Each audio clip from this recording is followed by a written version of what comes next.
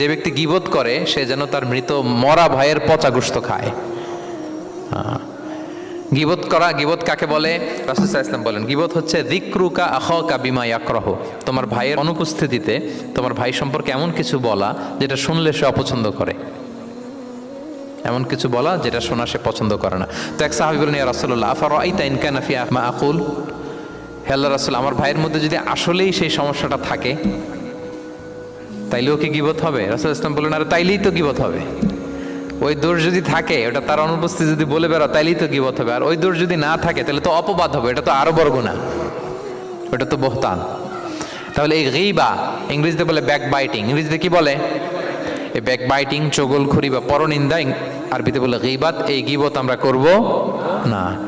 কারো কিছু বলা থাকলে আপনি তাকে সরাসরি নাসিহাত করুন। আর দিন ওয়ান নাসিহা, দিন হচ্ছে উপদেশ দেয়া, শুভ কামনা করা, তার প্রতি শুভ কামনা করে আপনি তাকে বুঝান, সে হয়তো বুঝবে। কিন্তু আপনি তার অনুপস্থিতিতে তার নামে বাজে কথা, মন্দ কথা বলতে পারবেন, এটা অনেক বড় পাপ।